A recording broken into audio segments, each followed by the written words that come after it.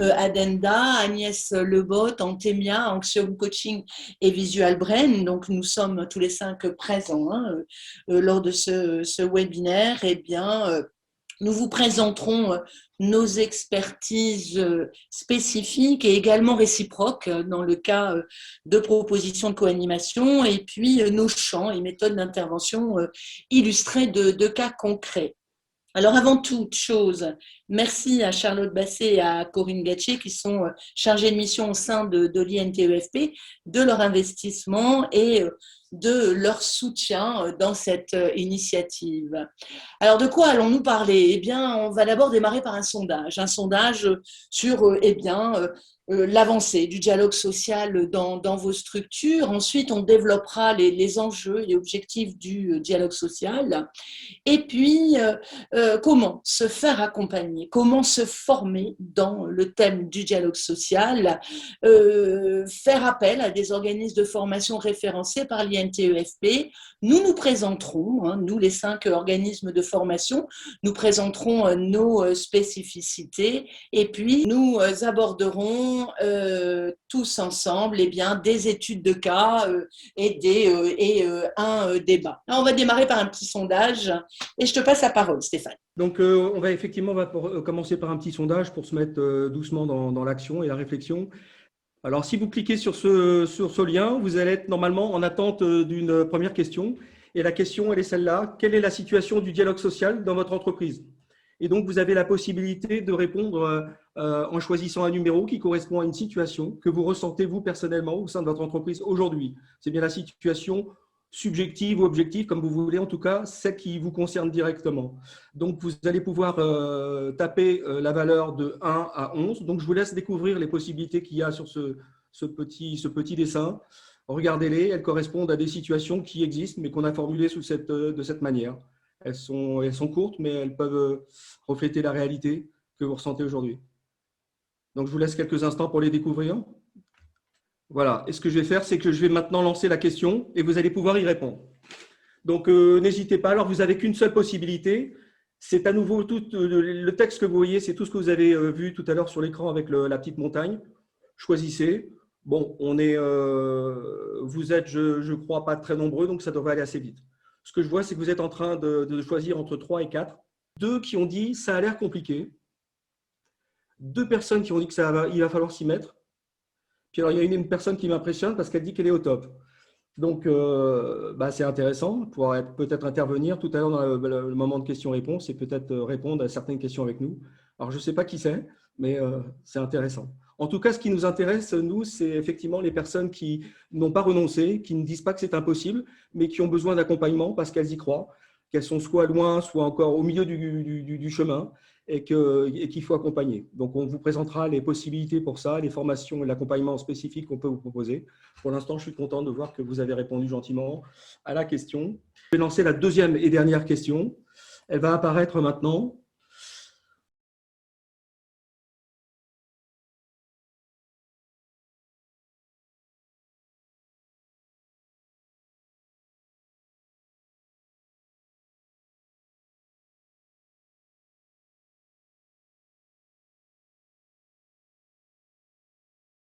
Je pense qu'on peut arrêter les votes et retenir une idée, c'est que négociation est effectivement le terme clé.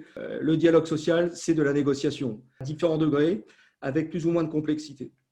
C'est un terme qu'on retrouvera tout à l'heure dans la présentation. Je vous remercie pour votre participation. Je voudrais maintenant passer la parole à Agnès, qui va nous parler du dialogue social, plus précisément. Pour poursuivre, y compris à partir du sondage, et puis pour essayer de s'entendre ensemble sur ce qu'est le dialogue social, ça fait écho à ce que vous venez d'exprimer les uns et les autres. C'est quoi le dialogue social? Le dialogue social, c'est d'abord tous les échanges qui sont formels et informels entre employeurs et employés et qui portent sur les sujets d'intérêt commun à l'entreprise, qu'ils soient économiques ou sociaux. Donc, on est bien sur cette approche. Vous avez évoqué les uns et les autres un certain nombre de termes comme l'écoute, la bienveillance, le compromis. On voit bien qu'on est sur cet aspect d'échange formel et informel. Alors, le dialogue social, la définition peut être très plurielle en fait, hein. Fort heureusement pour nous, on a une définition qui est internationale et qui est paritaire, hein, qui a été élaborée. Paritaire, ça veut dire qu'elle a été élaborée entre employeurs et représentants salariés et syndicats, hein, et qui définit le dialogue social en incluant tout type de négociation, vous l'avez évoqué, mais aussi de consultation ou simplement d'échange d'informations, notamment entre employeurs et représentants salariés sur les questions d'intérêt commun. Alors peut-être pour se remémorer les choses, bien sûr, chez nous comme ailleurs, le dialogue social, il est le fruit d'une histoire avec, on le sait les uns et les autres, hein, des moments qui ont été des moments de tension, hein, dans notre histoire, où les travailleurs, hein, ont montré leur volonté de limiter le pouvoir unilatéral de l'entreprise. Donc il est le fruit de notre histoire sociale, politique et philosophique. Pour autant, pour revenir sur la définition internationale que je vous présentais précédemment, le dialogue social, il part surtout de l'idée que y a des débats qui peuvent être constructifs et qui peuvent être féconds, utiles. Et tout cela est nécessaire pour à la fois résoudre des questions économiques et sociales qui sont importantes, qui parfois se posent au cœur de l'entreprise, pour promouvoir la bonne gouvernance de l'entreprise et faire en sorte qu'on ait une gouvernance qui soit le plus partagée possible, mais aussi pour stimuler l'économie et stimuler évidemment l'activité de l'entreprise en elle-même, et enfin pour favoriser la paix et la stabilité sociale. Donc voilà un petit peu pour définir ce qu'est le dialogue social et ses objectifs. Alors, les enjeux de ce dialogue social, eh bien, ils sont importants parce que si le dialogue social est inexistant dans vos structures, eh bien, inévitablement, nous irons vers une absence d'espace de discussion. Il n'y aura pas de réel combat, de réel débat, excusez-moi. Il y aura des problèmes jamais résolus, des conflits larvés et une opacité en fait dans les décisions. Ce qui entraînera bien sûr un isolement entre les dirigeants et les salariés, une dégradation continue du climat social, une incertitude sur l'avenir, une méfiance, une défiance et un désengagement. Si l'on va plutôt vers un dialogue social constructif, si on met en place un dialogue commun, eh bien, on développera des espaces de discussion, des débats ouverts, des recherches communes de solutions aux problèmes, une transparence, une écoute active, on écoutera pour comprendre, une confiance mutuelle, des engagements individuels et collectifs au service de l'entreprise. Alors, les objectifs du dialogue social de qualité, c'est bien sûr organiser et réguler la relation au quotidien, mais c'est aussi encourager la recherche du consensus par la participation démocratique et l'engagement. Ça permettra une résolution efficace des problèmes et également négocier des accords durables. L'ensemble allant main à la main entre les représentants du personnel et les managers dirigeants. Le tout pouvant bien sûr se consolider et aller vers un consensus commun qui permettra une meilleure évolution et puis un climat social innovant dans l'entreprise et dans la structure. Donc, le dispositif des formations communes au dialogue social, c'est vraiment un concept innovant de formation qui consiste à former ensemble et sur un même lieu de formation et représentant l'employeur et représentant des salariés. Les formations communes, elles n'ont pas vocation à venir en concurrence de l'offre de formation qui existe déjà, comme les formations réglementaires, mais elles viennent vraiment en complément et apportent quelque chose de nouveau qui est plutôt de l'ordre de l'apprentissage du travail ensemble et permet de développer notamment des compétences collectives au travers des ressorts de l'intelligence collective et de méthodes de pédagogie active, par exemple. Elles ont vraiment été pensées pour favoriser l'amélioration de la qualité de la relation entre la partie patronale et syndicale pour travailler au développement des capacités relationnelles des acteurs. Donc, les formations communes, elles sont nées juridiquement de la loi travail de 2016. Et il est important de préciser, et c'est d'ailleurs ce qui fait l'originalité et la force de ce dispositif, c'est qu'on n'a pas créé ce dispositif tout seul dans notre coin. Pour arriver à ce résultat, on a associé l'ensemble des organisations syndicales et patronales représentatives au niveau national interprofessionnel à l'élaboration du projet. Et depuis, on les réunit également en comité national de suivi périodiquement pour faire des points d'étape. Donc, concernant les formations communes, il y a des principes fondamentaux pour une formation notamment commune de qualité et qui sont notamment évoqués dans le cahier des charges générales. Donc, ce qui fait la qualité de l'animation de la formation commune, c'est notamment l'empathie et la bienveillance qui renvoient à une absence de jugement. Une pédagogie active, donc c'est vrai que si on a la chance de réunir représentants des employeurs et des salariés dans la même salle de formation, ce n'est pas pour rester assis à écouter un cours de droit du travail, mais au contraire, vraiment les faire travailler ensemble et qu'ils voient tout l'intérêt qu'ils ont à travailler ensemble. C'est vrai que jusqu'à présent, ces acteurs, patronaux comme syndicaux d'ailleurs, ils ont plutôt l'habitude de se former séparément, ce qui est très bien, ça permet de monter individuellement sur des sujets, de monter en compétence sur des sujets plutôt techniques ou juridiques. Mais là, l'objectif de ces formations, c'est vraiment de proposer un espace d'apprentissage conjoint, différent et complémentaire de ce qui existe déjà.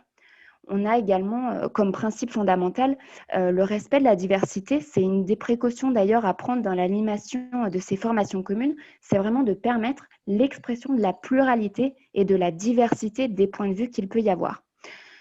Une démarche paritaire, c'est vraiment un point de vigilance à avoir et une des conditions de réussite de la formation commune. Ça peut sembler une évidence, mais c'est vrai qu'il est préférable que la demande de formation, elle s'exprime conjointement dès la naissance du projet. Et le projet aura moins l'impression d'être perçu comme un projet unilatéral. Et la neutralité, l'équidistance, c'est une priorité, notamment pour l'animateur qui, devant un public mixte, paritaire, se doit d'avoir une approche neutre et équidistante. Quelques exemples de bénéfices d'une formation commune.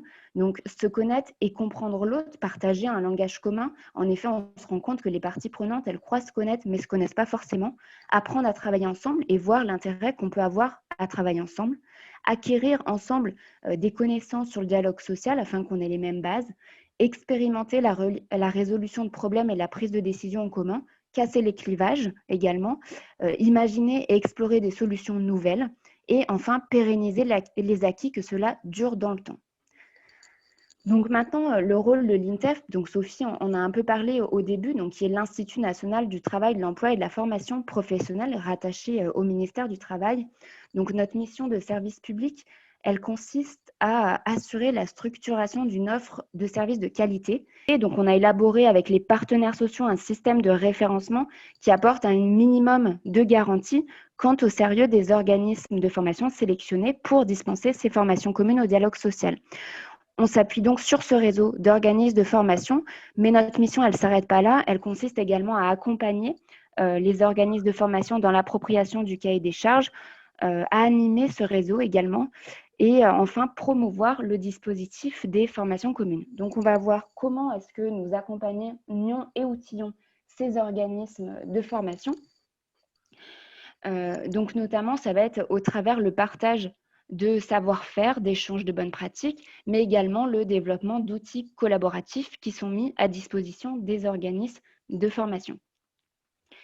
Donc, comme on l'a dit, ces formations communes, elles sont animées par une pédagogie active et donc avec des outils innovants, donc comme notamment des jeux de cartes, des jeux de rôle, des jeux de plateau. Donc, on a développé ces outils-là qu'on a travaillé avec différents prestataires et qu'on met à disposition des organismes de formation référencés. Ça peut être des vidéos pédagogiques également et des ingénieries de formation sur des thématiques variées comme le télétravail, l'égalité professionnelle, le CSE par exemple. Donc, ces formations, elles sont dispensées par un réseau d'organismes de formation qui sont référencés par l'INTEF. Donc, ce référencement, il est vraiment gage de qualité, parce que ce sont des organismes de formation qui sont référencés par le ministère du Travail, qui répondent parfaitement au cahier des charges général de l'État.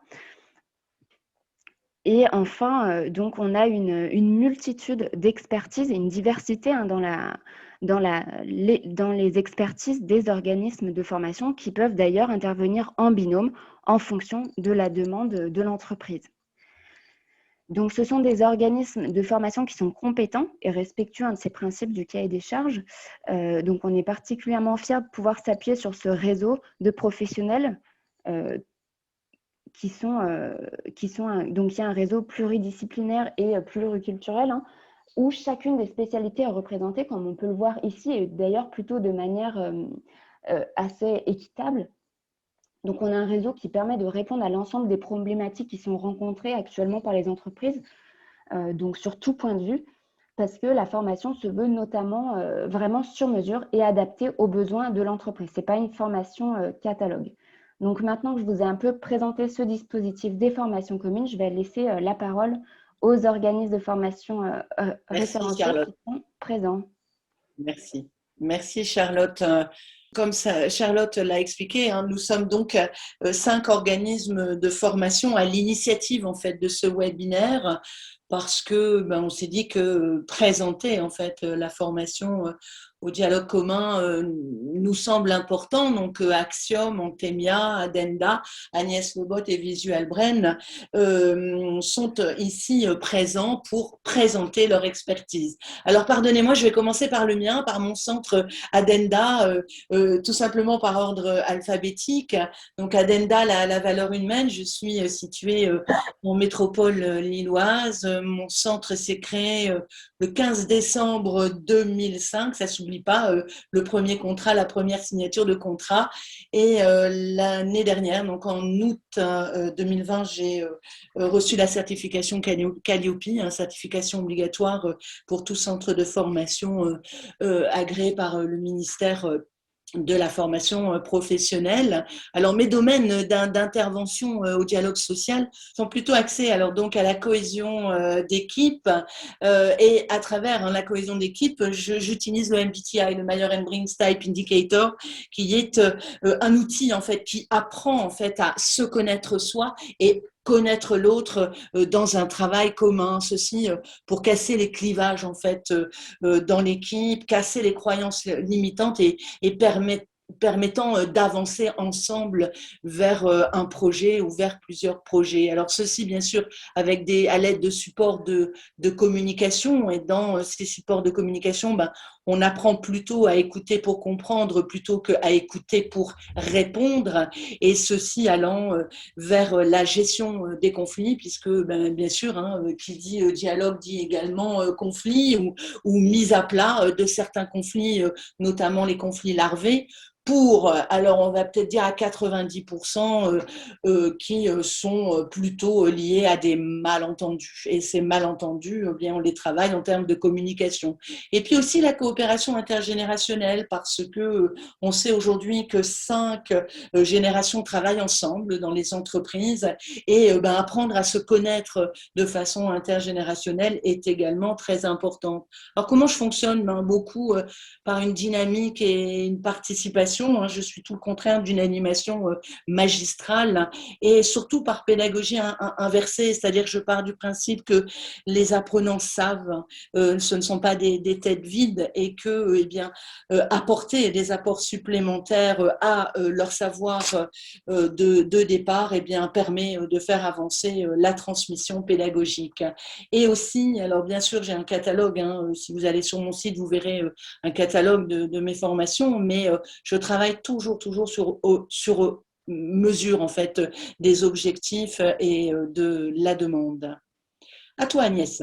Donc Agnès Lebot, je suis consultante formatrice en relations sociales. Alors moi j'interviens au portage salarial. Et donc, comme vous le voyez, à travers mes domaines d'intervention, j'interviens soit en matière de diagnostics sociaux, mais aussi de médiation collective dans les entreprises pour notamment renouer le dialogue lorsque le dialogue social est rompu au sein de l'entreprise entre la direction, l'encadrement et les parties prenantes de l'entreprise et les salariés. J'interviens aussi donc en matière de formation des partenaires sociaux au dialogue social et d'appui à la négociation collective. Donc vous le voyez, le dialogue social, il est au cœur de mes interventions et de mes accompagnements. 2 raisons à cela. La première, elle tient à mon expertise. J'ai été pendant plus de 15 ans une dirigeante syndicale, à la fois dans la région Nord-Pas-de-Calais et puis au plan national d'une confédération syndicale. Et donc, j'ai beaucoup pratiqué le dialogue social et je me suis occupée notamment de cette thématique-là et de la négociation collective. Et puis, la deuxième raison, c'est une conviction qui est la mienne, qui est de considérer que le dialogue social, c'est pas, et ça doit pas être une contrainte, ça doit être encore moins une épine dans le pied. Le dialogue social, c'est véritablement une opportunité, si on parvient à le mettre en œuvre de bonne manière, une véritable opportunité pour les acteurs de l'entreprise et pour la réussite de l'entreprise au sens de la performance globale de l'entreprise, à la fois économique, sociale et environnementale. Donc, il y a vraiment un intérêt à mettre le dialogue social au service de cet objectif-là. Mes méthodes d'intervention, là aussi, un peu comme Sophie, moi je pars aussi de démarches qui sont plutôt actives, qui ne sont pas descendantes, mais qui partent des apprenants eux-mêmes et de leur vécu, de leurs expériences, de leurs attentes, et pour les mettre en situation de découvrir, et là singulièrement dans le cadre des formations communes, de découvrir ensemble et de co-construire ensemble ce qu'ils ont besoin, ce qu'ils ont envie de construire à travers le dialogue social. Donc là aussi, avec des apports de repères qui peuvent l'être de ma part, notamment sur les aspects de négociation collective ou de consultation ou d'information consultation dans l'entreprise ou sur des thématiques propres, mais toujours dans un souci et dans une volonté de faire en sorte que cette démarche, elle soit ascendante et elle ne soit pas descendante, et qu'on puisse construire ensemble avec les stagiaires eux-mêmes et dans le cadre de cette dynamique d'apprentissage. Voilà, à toi Jean. Je représente donc Antemia. Antemia existe depuis 25 ans, est dédié à l'accompagnement des entreprises, à la formation de ses représentants et de l'ensemble de ses personnels, et puis aussi à auditer les organisations, et cela dans tout domaine d'activité, que ça concerne la récolte ou l'invention de la matière jusqu'à son utilisation, sa transformation, voire son élimination finale, qu'il s'agisse de produits ou de prestations de services, et également pour répondre à des secteurs d'activité qui ont des standards particuliers, tels que les services de contrôle ou d'inspection. Et pour cela, Antemia répond à différents domaines d'intervention. Il peut s'agir de la connaissance des métiers et donc de la formalisation et la maîtrise de leur savoir-faire, du domaine de la sécurité et des conditions de travail. Alors quand on dit sécurité, c'est bien sûr les applications dans le cadre du CSSCT, mais ça peut être aussi dans l'application de la réglementation ou des normes qui sont applicables à la sécurité des personnes, de l'entreprise. Il peut s'agir aussi de l'environnement, dans le contexte environnemental de l'entreprise, pour garantir la maîtrise de ses risques et de ses impacts et la conformité à la réglementation ou aux normes qui sont applicables, dont les plus connues sont par exemple les normes ISO 14000. C'est pour la qualité également, la qualité des produits et des prestations de l'entreprise pour répondre aux standards de la qualité au service de l'organisation dont les plus connus sont les normes de la série ISO 9000. C'est pour l'aide au management de la conduite des hommes de l'entreprise et puis leur accompagnement dans leur mission. Et enfin, il peut s'agir d'aide à la gouvernance, définition de la stratégie de l'entreprise pour assurer ainsi le progrès et la pérennité de celle-ci. Voilà donc quels sont l'ensemble des activités que nous mettons bien sûr à votre disposition et dans le cadre des dispositions donc, que nous venons de vous décrire. Et donc, je passe la parole à ma collègue, donc Axiom. Merci Jean. Donc Sylvie Loubière, cabinet Axiom Coaching. Donc le cabinet est basé à Fleurines depuis 15 ans. Je suis spécialisée dans le coaching et la formation, et plus particulièrement dans la formation des membres du CSE pour ce qui est de leurs attributions en santé, sécurité et conditions de travail. Donc, cette formation se fait sous la forme d'un jeu dont vous voyez la photo ici, avec un plateau et puis des pions, des buzzers, des cartes. Voilà, c'est des travaux qui se font par équipe avec des défis. Et puis des actions sur le terrain pour que l'apprentissage soit vraiment sur mesure. Donc, je forme également sur les risques psychosociaux, donc comment les repérer, la conduite à tenir pour les éviter, tous les outils liés à l'intelligence émotionnelle pour gérer les conflits, le stress, et notamment la programmation neurolinguistique, la ProcessCom. Je suis l'auteur du livre Pro en coaching qui comprend 64 outils pour accompagner les personnes et les équipes. Je suis également facilitatrice. Donc, l'objectif, c'est de créer des passerelles entre plusieurs univers, et notamment celui des employés et des employeurs. Donc, ce sont des univers que je connais bien, puisque d'un côté, je forme les instances sur leur rôle, et puis d'un autre côté, j'ai été RH pendant 17 ans, et je fais partie du Centre des jeunes dirigeants depuis 13 ans. Faire dialoguer ces deux univers ensemble de façon constructive serait pour moi un message d'espoir pour l'avenir du monde de l'entreprise. À travers les méthodes utilisées, la ludopédagogie ou l'expression artistique sont des outils que j'utilise avec plaisir et qui permettent de tisser des liens et de créer des passerelles. Donc, je suis convaincue que l'on peut faire des choses sérieuses en s'amusant et que l'on apprend mieux dans la bonne humeur que dans l'ennui. On fait également beaucoup de mise en situation. Donc là, ce que vous voyez ici sur l'image, c'est une animation de type place du marché qui développe l'intelligence collective. Donc là, les participants étaient amenés à adapter le jeu du CSE à leur propre contexte, avec leur propre structure et leur vocabulaire. Et voilà. À toi, Stéphane. Eh bien, donc Stéphane Roch, je représente donc la société Visual Brain. Donc Visual Brain, c'est une agence conseil et un organisme de formation spécialisé dans tout ce qui est visuel. Donc je fais de la facilitation graphique et visuelle. Moi, ma conviction, mais je la partage avec un grand nombre de personnes dans le monde professionnel, c'est que c'est par le visuel qu'on peut mieux transmettre les messages, mieux négocier, mieux dialoguer, parce que les choses restent ancrées plus facilement en mémoire.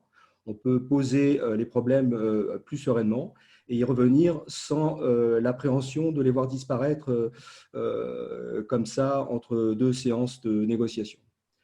Donc, je fais en particulier de la conduite de débat et d'ateliers collaboratifs. Je fais de la négociation d'entreprise et j'aide les entreprises, je les accompagne lorsqu'elles recherchent à élaborer une vision d'entreprise. Et puis, je participe effectivement à l'accompagnement et à la formation pour le dialogue social. Et je partage quelques méthodes de ma consoeur qui s'est exprimée juste avant moi. Donc, c'est que l'idée, c'est d'utiliser des méthodes innovantes. Alors, moi, j'ai des méthodes qui ressemblent à ce qui a été présenté, mais qui sont aussi assez différentes. Je passe beaucoup par la facilitation visuelle et graphique des échanges. Donc, comme je vous le disais, c'est l'idée de mettre tout ça en images avec des arbres et des cartes. Je vous montrerai quelques exemples juste après. Je propose aussi des brainstorming très créatifs où on n'est pas simplement avec des post-it et des mots écrits, mais ça peut passer par des images ou des objets. Je fais ce qu'on appelle de la conception de serious games. Alors, désolé pour l'anglais, mais c'est des jeux sérieux. Donc, c'est toujours l'idée d'apprendre, de se confronter au réel, mais en s'amusant. Il y a des jeux de rôle. Et puis, je propose mes prestations dans un mixte présentiel-distanciel. Et c'est plus que d'actualité aujourd'hui. Et je pense que ça va séduire pas mal d'entreprises. Donc, pour entrer rapidement dans le concret, quand je parle de négociation ou de conduite de débat, eh bien, les cartes, vous voyez, elles peuvent ressembler à ça. Les gens, en général, ne s'écoutent pas, parlent de choses différentes, ne les ont pas forcément définies au préalable. Et passer par des structures comme ça, ça permet de faciliter les choses. Alors, c'est visuel parce que vous avez des couleurs, vous avez des branches et vous pouvez cheminer et retrouver les éléments d'une argumentation assez facilement. Ce que je propose aussi, c'est de travailler sur des processus. Donc là, typiquement, les étapes clés sont matérialisées par des petites fiches et puis tout ça se déplace sur de grands tableaux qui peuvent être magnétiques et ça permet de travailler ensemble, debout. Et l'aspect cérébral, mais aussi physique de l'opération, ça permet, après la séance, d'avoir le sentiment qu'on a élaboré quelque chose ensemble. Donc, le collectif est très, très, très important dans ma méthode. Donc, on écrit à main levée souvent. Le digital existe, mais l'idée de prendre un crayon, un marqueur et de faire tout à main levée, pratiquement, ça fait partie cognitivement de l'efficacité de la méthode. Ici, vous voyez, alors pour ceux qui connaissent le Business Model Canva, qui est une manière de modéliser son modèle économique, là, vous avez une version qui est celui du Team Canva. Et donc, comme on parle de dialogue social et de conflit parfois entre des collègues, des membres d'une équipe, eh bien, c'est un Canva qui permet justement de réfléchir, de se positionner. Et évidemment, la méthode qui permet cet accompagnement, elle est souple, elle est bienveillante. Et les gens qui sont mis en condition travaillent parfois seuls dans un premier temps, en binôme, puis après en équipe, et dans l'idée de faire quelque chose en commun. Donc, où tous les parties d'une négociation sont ensemble à élaborer quelque chose. Donc là, c'est typiquement le profil d'une équipe avec ce qui représente ses forces, ses faiblesses, ses points d'amélioration. Et puis, je voudrais terminer par un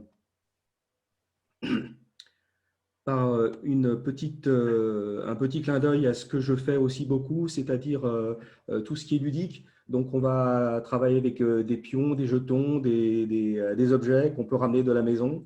Mais tout ça, c'est de la symbolique, c'est des métaphores de situations réelles d'entreprise. C'est une manière indirecte d'évoquer des problèmes et de les explorer.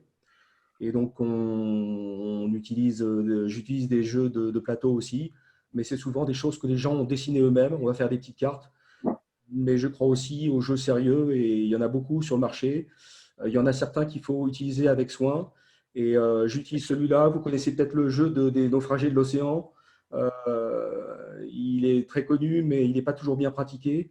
Les organismes de formation qui sont référencés sont des organismes qui savent de manière à la fois en animation, mais en termes d'analyse des résultats et des comportements des participants, qui savent faire un feedback constructif. Voilà, j'en ai terminé pour ma présentation, donc je vais passer maintenant la parole. Oui, donc des cas de situation dans lesquels nos interventions en binôme et en tant qu'intervenants facilitateurs peuvent être souhaitées et on montre leur efficacité. Ça peut être par exemple le cas d'une entreprise qui doit gérer sa croissance. Ça peut être aussi le cas d'une entreprise qui se retrouve dans une situation de télétravail que malheureusement nous sommes en train de développer extrêmement rapidement et de façon soudaine. Et donc, ça peut jouer sur la cohésion des équipes. Donc, nous sommes là pour y répondre. Il peut s'agir également d'une entreprise dans lesquelles il y a un constat et une remarque sur une forme d'autocratisme et donc qui demande à plus de facilitation dans les relations et les dialogues. Il peut s'agir aussi d'entreprises qui peuvent être tentées par des projets modernistes tels que les situations d'entreprises libérées dans lesquelles on souhaite avoir des salariés plus autonomes. Il peut s'agir aussi, bien sûr, de situations d'entreprises qui bougent et donc pour lesquelles il peut y avoir un déménagement qui peuvent remettre en cause l'équilibre de postes ou des équipes. Il peut s'agir aussi d'une entreprise qui vit une crise. La crise peut être plus ou moins profonde, comme par exemple, cela peut aller jusqu'à du chômage partiel ou des plans plus drastiques. Il peut s'agir enfin d'une entreprise qui évolue aussi de génération et qui change de dirigeant. Il peut s'agir aussi d'entreprises dans lesquelles, par attirance ou par contrainte, elle est amenée à développer une gestion agile pour répondre à son environnement. Et donc, c'est une façon qui peut être considérée comme étant une façon d'imposer la flexibilité d'horaire et de conditions de travail. Il peut s'agir aussi d'une entreprise dans lesquelles eh bien, les acteurs veulent réussir leurs négociations dans les meilleures conditions, comme par exemple les négociations obligatoires ou la gestion prévisionnelle des emplois et des compétences, etc. Et puis, il peut s'agir aussi tout simplement de votre cas, puisque les cas de ce que nous pouvons rencontrer sont infinis, et le vôtre est forcément concerné également. Donc, le cas numéro 2 que tu as cité, Jean, qui est la généralisation du télétravail. Donc ça peut être un cas de fragilisation de la cohésion des équipes. Alors, le contexte, eh bien, des entreprises qui souffrent depuis l'apparition du Covid. Donc, on a notamment la restauration, le tourisme, les loisirs et la culture. La problématique qui se pose, c'est que ce sont des personnes qui sont au chômage technique et en télétravail depuis plus d'1 an et qui ne sont plus du tout habituées à travailler comme avant. Le constat, on a une cohésion des équipes qui est abîmée, on a un engagement des collaborateurs qui est en baisse. La nature ayant horreur du vide, le temps qui leur restait, ils l'ont occupé à peut-être faire autre chose. La famille, chercher un nouveau job pour combler le delta financier. Et les hiérarchies ont peu de moyens de mesure ou de contrôle, il y a une perte de sens. Alors, la question qu'on se pose, c'est comment recentrer les collaborateurs, comment motiver ceux qui restent. Et c'est là, du coup, qu'on peut vous proposer plusieurs scénarios d'intervention dans le but de transformer cette crise en opportunité de croissance, qu'elles soient individuelles ou collectives, et qu'au final, cela puisse permettre de redonner un élan à l'entreprise. Donc là, on pourrait avoir une formation commune qui mettrait en avant la complémentarité de 2 organismes, avec d'un côté un OF qui serait plutôt spécialisé dans la création de liens et les relations sociales, qui serait en capacité de libérer la parole et puis de gérer les émotions, d'identifier éventuellement les risques psychosociaux, avec en face une autre organisation qui, elle, serait plus spécialisée dans la facilitation visuelle et graphique pour aider le groupe à poser des problèmes, structurer la pensée, identifier des points de convergence. On aurait donc là un organisme qui serait garant, on va dire, du process, et l'autre qui serait garant du processus. Autre scénario possible pour le même objectif, redonner de l'élan à l'entreprise, un autre type de complémentarité. On aurait là un organisme qui serait plutôt orienté salarié, avec un autre qui serait plutôt orienté dirigeant-manager. Et ces 2 organismes pourraient travailler en 2 temps différents.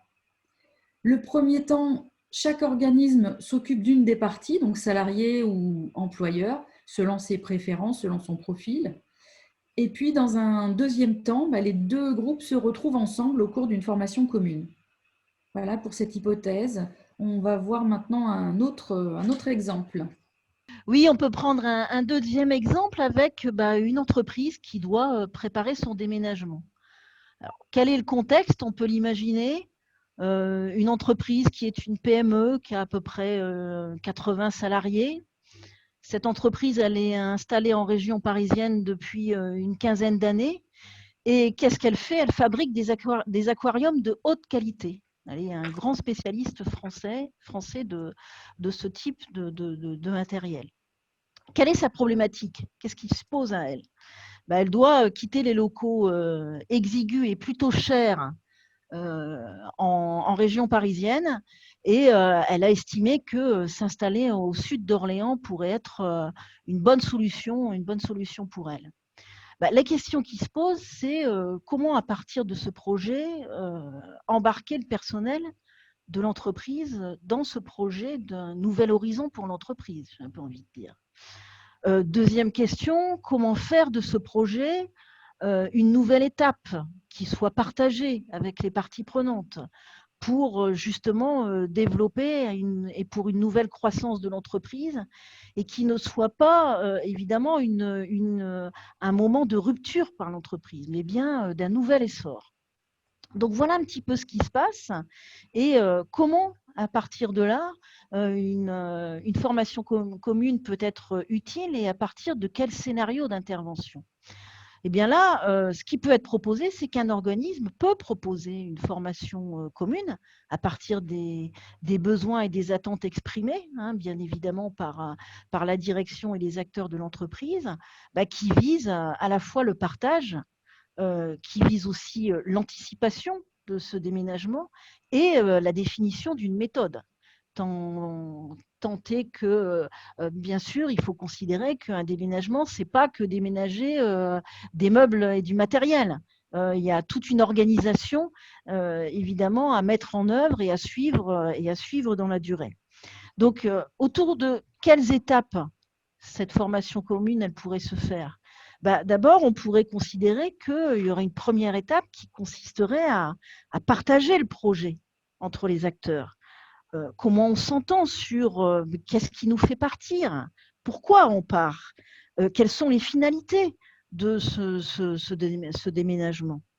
Deuxième étape qui pourrait être identifiée ensemble et traitée ensemble, comment on identifie ensemble toutes les implications que vont avoir ce changement, qu'elles soient économiques, par exemple, les implications qui ont été pensées, imaginées, y compris sur le business plan, les implications en matière sociale et humaine.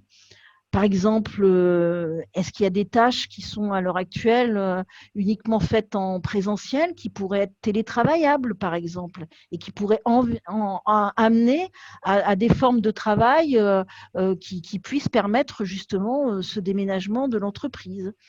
Comment faire d'un point de vue social, humain, pour ceux qui vont suivre l'entreprise, mais peut-être malheureusement il y a des salariés qui ne vont pas pouvoir suivre l'entreprise. Comment on accompagne dans ce cadre-là et dans le cadre de ce changement?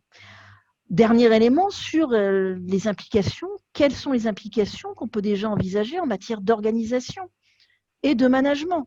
Quels vont être les budgets? Quels vont être les changements anticipés?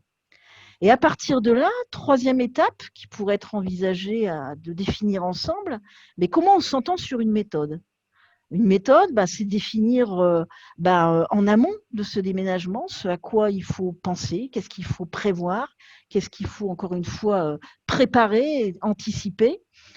Le déménagement lui-même, comment tout cela va s'organiser, comment on va définir une méthode pour que chacun puisse prendre sa place et de bonne manière dans ce changement et ce déménagement.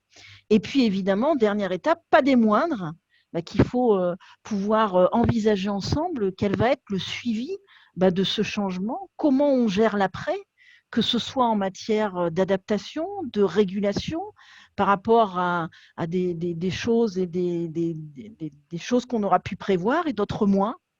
Donc, ils vont demander effectivement de réguler les choses et ça, de faire en sorte que les acteurs puissent se mettre ensemble et définir ensemble d'une méthode pour cette régulation.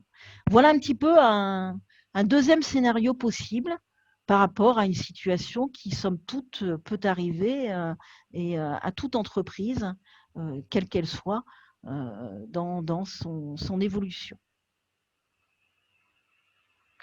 Alors, je crois que nous arrivons pratiquement au terme de notre webinaire, mais avant cela, on a une petite phase que l'on souhaite les uns et les autres vous proposer. C'est bien évidemment une phase de questions-réponses. Vous avez tous insisté beaucoup sur la formation commune. Est-ce que vous pourriez revenir sur cette idée de formation commune? À quoi, à qui? En fait, la formation commune, quand on dit commune, c'est parce qu'en fait, on essaie de la rendre commune et de rassembler sous le même toit, si je peux me permettre, des profils qui sont souvent dans le conflit, pas toujours heureusement, qui sont les représentants des salariés et les représentants des dirigeants, donc la direction, les managers. Et c'est pour ça qu'elle est commune, c'est qu'on essaie de les faire travailler ensemble. Voilà pourquoi ça s'appelle une formation commune. Voilà. Et donc, pourquoi on pense qu'il y a un intérêt à faire des complémentarités et faire travailler des organismes ensemble, c'est parce qu'effectivement, on peut être habitué à travailler avec un profil plutôt qu'un autre, souvent professionnellement. Et il y a des problématiques qui se posent différemment selon qu'on est salarié, employé ou dirigeant manager. Ça veut dire que dans chaque programme de formation que vous proposez, il y a l'intervention de plusieurs prestataires avec toutes leurs spécificités? Non, pas forcément, non. On peut tout à fait intervenir seul, mais ce qu'on veut dire, c'est que la réalité, pour être complet et pour être vraiment répondre au plus juste aux besoins d'une entreprise, c'est de lui apporter des expertises pointues. Et pour ça, il y a des organismes qui ont en spécialité et il faut savoir, à un moment donné, intervenir à deux. Alors, ce n'est pas forcément de manière synchronisée, deux intervenants au même moment, mais ça peut être dans un parcours où, comme on l'a expliqué tout à l'heure, il y a un organisme qui se charge d'un certain type de salariés, tandis que l'autre s'occupe d'un autre type de salariés, pour les préparer simplement à une certaine culture du collaboratif, de l'intelligence collective. Et seulement après, lorsqu'ils sont mûrs, si je peux me permettre, entre guillemets, eh bien, les rassembler tous ensemble pour travailler effectivement sur des projets communs. Vous offrez une prestation commune, variée, et en fonction de la spécificité ou du besoin propre de l'entreprise ou de l'organisation, vous ajustez cette formation. C'est tout à fait ça. On fonctionne les uns et les autres, on l'a dit, y compris dans le cadre du webinaire, on fonctionne à la carte. Ce qui va être important, c'est les besoins des uns et des autres.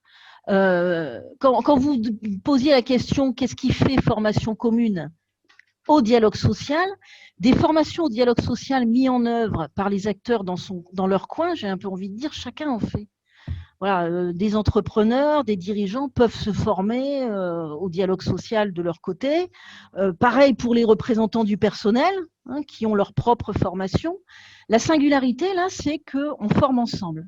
Et les acteurs se forment ensemble. Et c'est pour ça qu'il y a cette pluralité, effectivement, d'interventions d'organismes référencés par l'INTEFP, comme ça vous a été présenté, mais qui peuvent les uns et les autres, effectivement, s'associer pour faire en sorte d'avoir la réponse la plus appropriée à ce qui est souhaité, encore une fois, souhaité par l'ensemble des acteurs, à la fois direction comme représentant du personnel pour avoir le meilleur contenu, les meilleurs scénarios possibles à partir de leurs attentes. C'est un peu la spécificité qui est proposée avec ces formations communes. Okay. Merci pour ces explications, c'est beaucoup plus clair. Si je peux ajouter un complément, c'est d'ailleurs pour ça qu'on s'est réunis, nous, les 5 centres de formation, parce que nous avons tous des expertises différentes qui peuvent s'associer justement dans cet accompagnement de formation commune. Et ça nous paraissait également très important.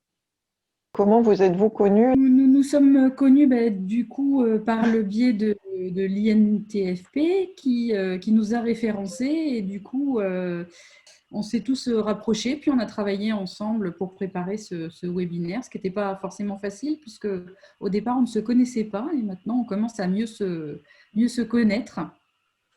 Est-ce que ça veut dire que vous êtes tous les 5, j'espère que je n'oublie personne, tous OF référencés déjà?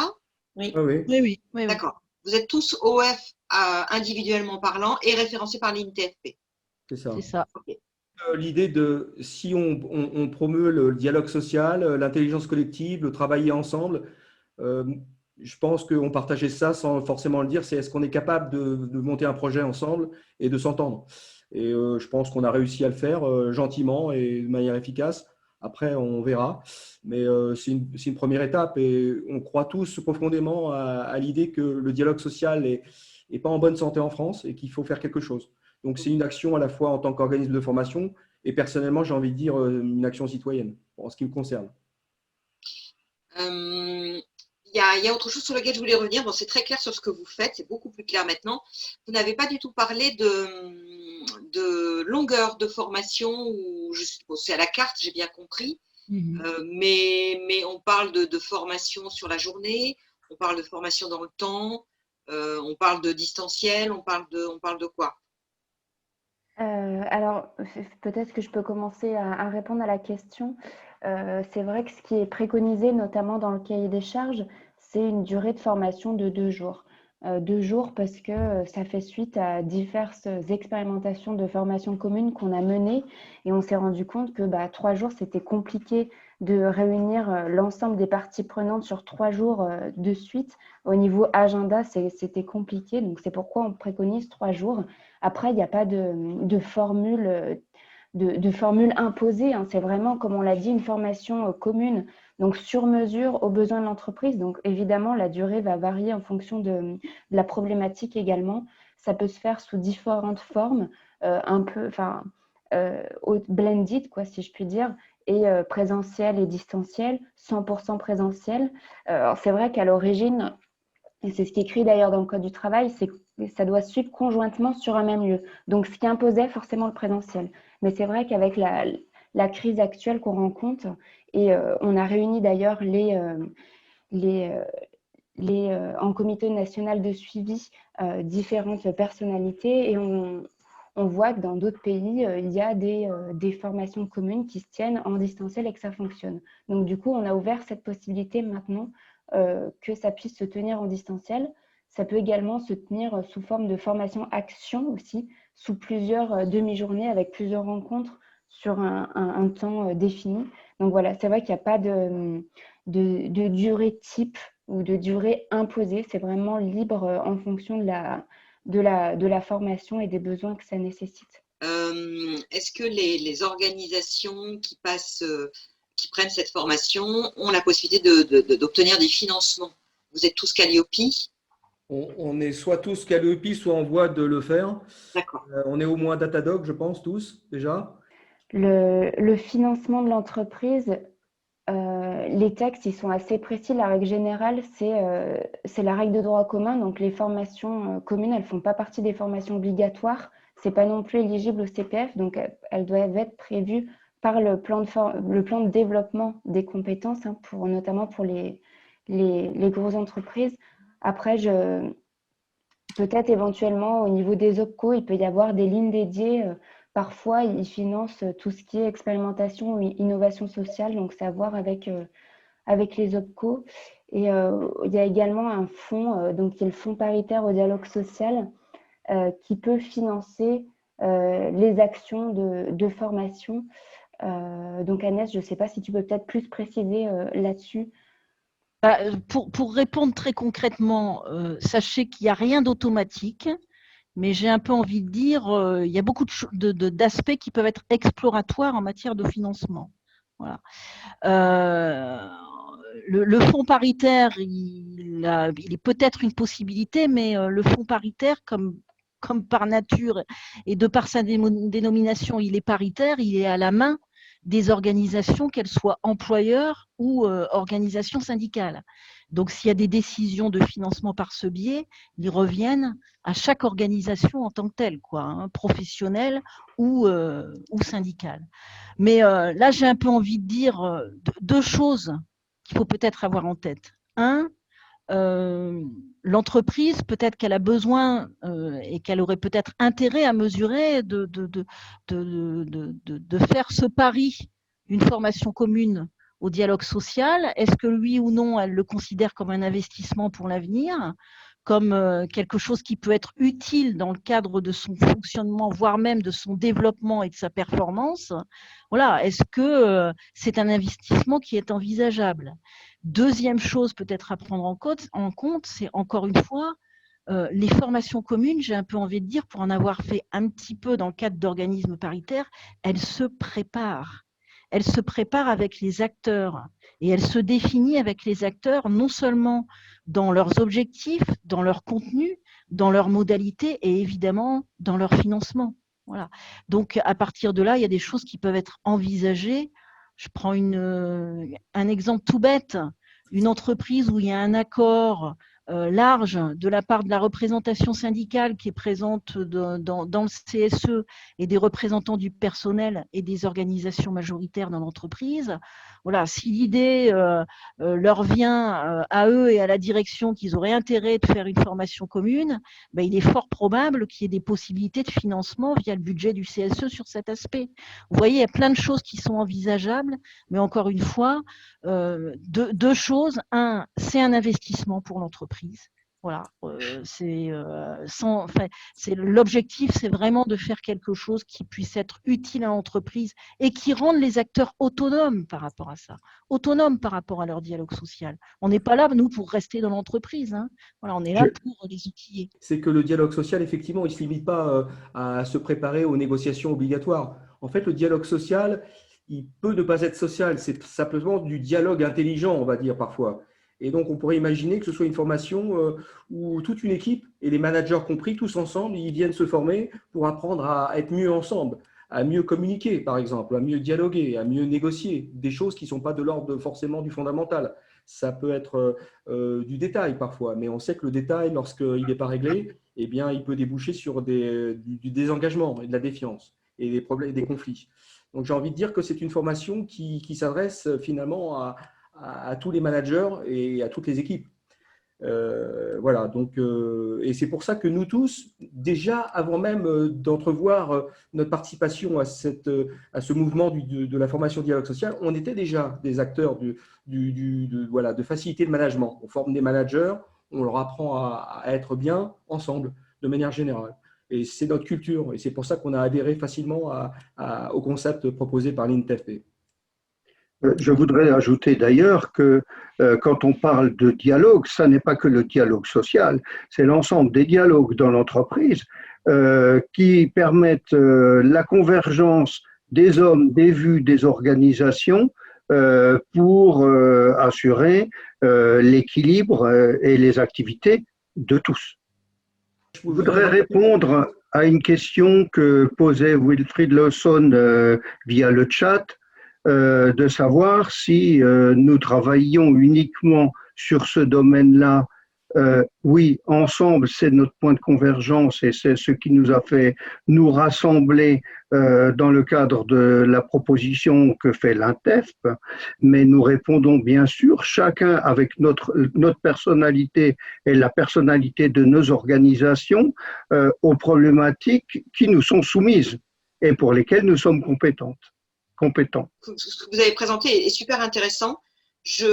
Comme c'est relativement nouveau, je suis sûre qu'en certifiant la formation ou en établissant des liens particuliers avec la directe, je pense que peut-être qu'il y aurait possibilité de faire financer cette formation, ce qui vous donnerait plus de regard et de visibilité. Mais à creuser, voilà.